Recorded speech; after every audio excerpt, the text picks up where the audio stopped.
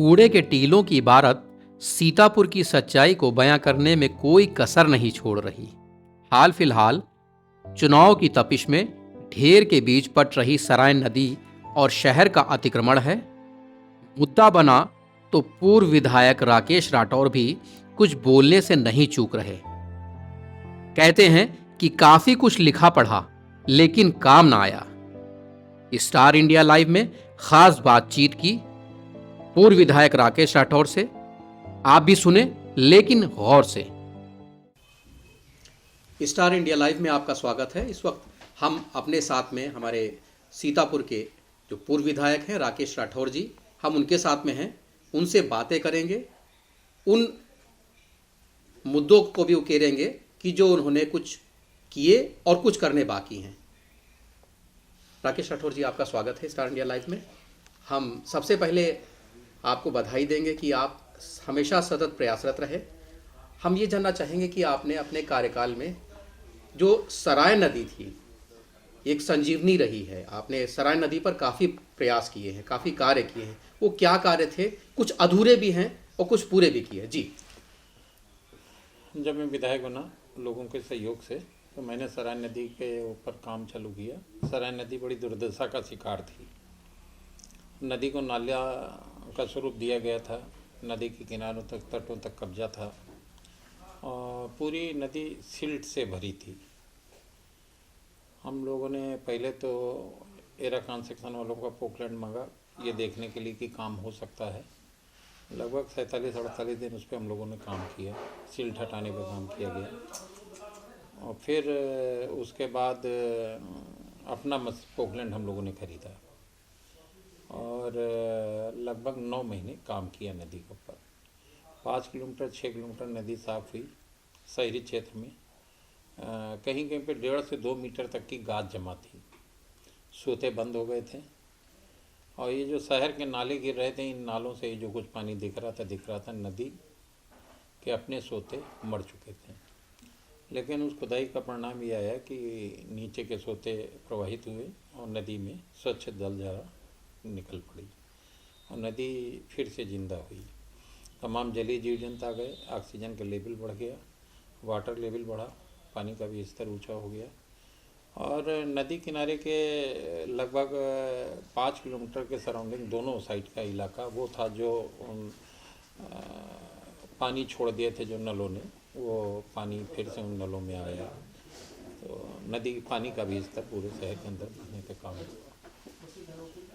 आप सत्ता में थे और सरकार भी आपकी थी, शासन की तरफ से मदद क्यों नहीं मिली? भारतीय जनता पार्टी सिर्फ प्रचार में विश्वास रखती है। प्रचार में करोड़ों रुपए खर्च किया गया। जैसे कि आपको बताऊं, मैं जब नई केंद्र में सरकार बनी मोदी जी के नेतृत्व में, तो एक इनका अभियान वो स्वच्छ भारत मिशन का बड़ा प्रचारित हुआ। तमाम जगह जगह पे स्वच्छ भारत मिशन के ऊपर हमको लगता है करोड़ों रुपए की ब्रांडिंग कराई इन लोगों ने। लेकिन वो शहर में आप घूम के देख लीजिए, पड़ोस में राजधानी लखनऊ है, घूम के देख लीजिए। सीतापुर रोड से हम लोग लखनऊ के अंदर प्रवेश करते हैं, इतना गंदा है कि इतना गंदा लखनऊ तो कभी हुआ नहीं। और यहाँ सीतापुर में जगह जगह कूड़ों के ढेर लगे हैं, नाले बजबजा रहे हैं, नाले चौक हैं, कूड़ा उगता नहीं है। तो ये सिर्फ प्रचार है इनके पास और पूरी तरीके से प्रचार के ऊपर इन्होंने अपने को केंद्रित कर रखा है, लोगों के दिमाग को प्रचार के ऊपर बांध रखा है। वास्तविकता में धरातल पे कुछ नहीं है। राकेश राठौर जी की बात होती है तो भू माफियाओं का भी नाम आता है। आपने इसको लेकर के काफ़ी तमाम से चिट्ठी पत्री की, आपने सदन तक इस मामले को पहुंचाया। क्या था मामला और अधूरा क्यों रह गया?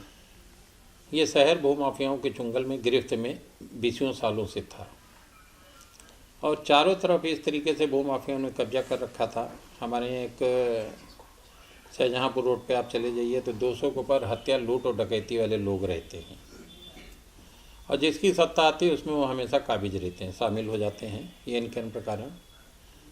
अब उन लोगों का हाल ये था कि शहर के अंदर एक ही नहीं 50 भूखंड कब्जे हैं।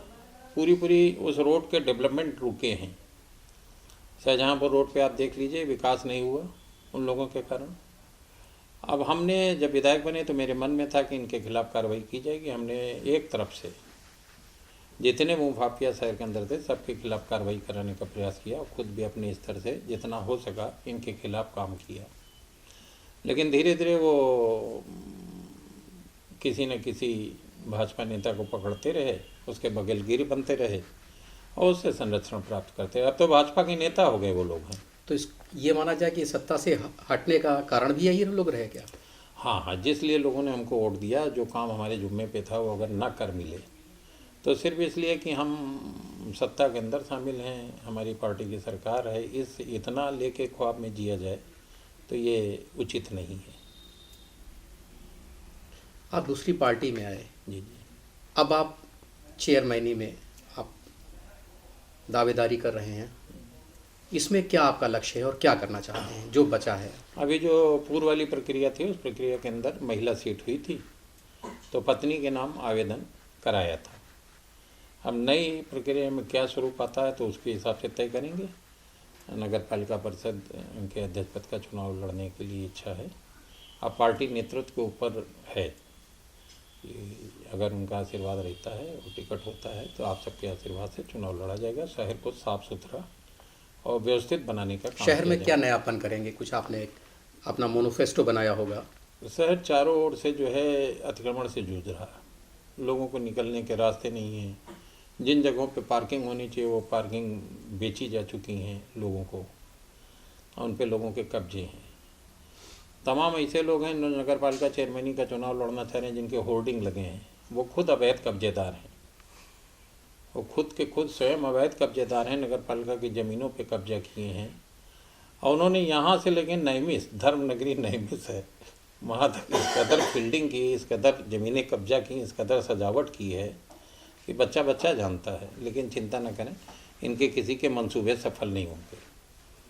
वो मैं नहीं रहा लेकिन इनके खिलाफ कार्रवाई करने के लिए इतना पर्याप्त है। राकेश राठौर जी की बात आती है तो कुछ आपके किसी ज़माने में ऑडियो भी वायरल हुए, तो ये इसको आप क्या किस मायने में देखना मेरे एक चाहेंगे? मित्र रहे, उनके गलती से कह लीजिए या उनके धोखे से मेरे कुछ निजी बातचीत वायरल कराई हुई। वो मेरी निजी बातचीत हैं, मैंने कोई अगर वायरल कराना होता तो उसको मैं बहुत अच्छी सी भाषा में करता, लेकिन मैं अभी आपसे कैमरे के सामने बात कर रहा हूँ, कैमरा बंद हो जाएगा तो फिर निजी बातचीत हो जाती है। तो मैंने उनसे निजी बातचीत मेरी किसी से थी वो उन्होंने वायरल करा दी, लेकिन फिर भी उसमें कुछ नहीं था, जो सच्चाई थी वो हमने कही थी। और अब वो एक थाली ताली बजाने का था उसमें, तो थाली ताली बजा के अगर कोरोना इस देश से भगाया जा रहा था तो कमाल की बात है, ये प्रयोग तो पूरी दुनिया को आजमा लेना चाहिए था। आप जब कह रहे हैं, भारतीय जनता पार्टी के बड़े लीडर कहते हैं कि दुनिया हमारी ओर देख रहा, विश्व हमारी ओर देख रहा, तो आपकी थाली पीटने को क्यों नहीं देख रहा? वो भी थाली ताली पीटने लगता पूरा विश्व। तो इस तरीके से लोगों के दिमाग को भ्रमित करते रहे हैं और ये इनके प्रकार सत्ता हथियाते रहे हैं। शहर में औद्योगिक इकाइयाँ बंद हो गई हैं, लोग बेरोजगार हैं, हाँ, युवा काफ़ी समस्याओं से जूझ रहा है, हाँ। इसको लेकर के कोई आप पहल करेंगे? वो आजकल पूरे देश के अंदर पूरी दुनिया में भारत डंका मचाए हैं, डंका पीट रहे हैं भारतीय जनता पार्टी के नेता कि इतने लाख करोड़ का, मैं तो रोज़ सुनता हूँ, इतने लाख करोड़ का इन्वेस्टमेंट हो रहा, ये आ रहा, वो आ रहा, रोजगार मेला हो रहा, रोड शो हो रहा, कलकत्ते में रोड शो हो रहा, मंत्री जा रहे हैं। सीतापुर से लखनऊ जाते जाते 58 साल हो गया, सीतापुर से हरदोई रोड, सीतापुर से शाहजहाँपुर रोड, सीतापुर से लखीमपुर रोड, एक चिमनी नहीं लगी, एक फैक्ट्री, एक उद्योग नहीं देखा हमने, और जो थे बंद हो गए। डालडा फैक्ट्री प्लाईवुड बंद हो गई। प्लाईवुड के ऊपर हमने मुख्यमंत्री से बात की थी उस समय कि बंद प्लाईवुड को या तो इसको सरकार ऑक्युपाई कर ले और वहाँ के लोगों का फंसा हुआ जो अवशेष वो दिलाए, तो उस पर तो कुछ होता नहीं, लेकिन हाँ रोड शो दिखाए जाते हैं। तो मैंने पहले का प्रचार का तंत्र है, बाकी कुछ नहीं है। तो उद्योग तो इनसे लगने नहीं, रोज़गार की कोई बात ना करें। अभी एक रोज़गार मेला लखनऊ में हुआ, मैं किसी से पूछ रहा था कितने रुपए वाले रोज़गार मिलते हैं, तो लोगों ने बताया 10,000 रुपये महीने का वेतन है। अरे जो बेचारा मजदूर है, मजदूरी करता है सीतापुर में चौराहे पे, उसको भी 300 रुपये प्रतिदिन मिलते हैं। तो सरकार साफ साफ कह दे कि मजदूर बना रहे हैं, लेबरों को काम दे रहे हैं, रोज़गार कहाँ दे रहे हैं? रोज़गार तो ले लिए लोगों के, व्यापार चौपट है, जीएसटी में व्यापार पूरी तरीके चौपट हो गया, रोज़गार तो ले लिया इन्होंने, रोज़गार देंगे कहाँ से? रोज़गार नहीं है, फर्जी बातें हैं, युवा कुंठित है। अब ये है कि जिस समय लोगों के दिमाग में ये बात आएगी कि हिंदू मुसलमान, भारत पाकिस्तान, और ये मीडिया जो आपका जो परोस रहा है, जिस दिन उसकी समझ में आ गया उस समय सत्ता उखाड़ फेंकेंगे लोग।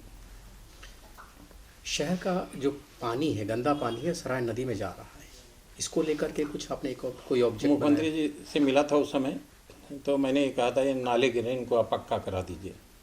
प्रमुख सचिव सिंचाई का पत्र मेरे पास आया था, कहेंगे तो मैं आपको दे दूंगा।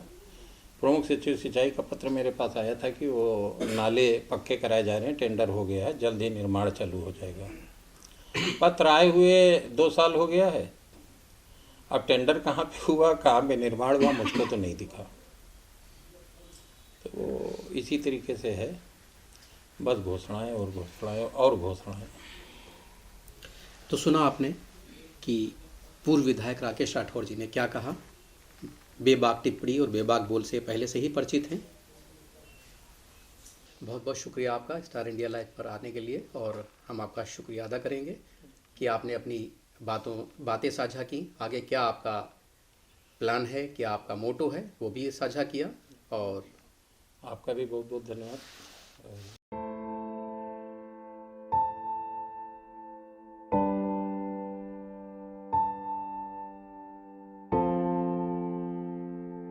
संजीवनी सरायन, यूँ कहें कि शहर ही नहीं तमाम से इलाकों में राहत और जीवन देने वाली सराय नदी इस वक्त दम तोड़ रही है। दम क्यों ना तोड़े, उसकी खास वजह ये है कि यहाँ कूड़े और गंदगी ने अपना साम्राज्य स्थापित कर लिया है। हालात ये हैं कि जो यहाँ पर मछली पकड़ने वाले थे उनका भी कहीं ना कहीं व्यवसाय ख़त्म हो गया है, जो अपना धंधा था उनका चौपट हो गया है। तमाम से मछली पकड़ने वाले अब दूसरे रोज़गार की तरफ रुख कर चुके हैं। आप देख रहे हैं इस वक्त हम सराय नदी के एक छोर पर हैं, गंदगी बेशुमार है, मल मूत्र और तमाम से जानवर भी इसी गंदगी में बहुत कुछ ढूंढने की कोशिश कर रहे हैं।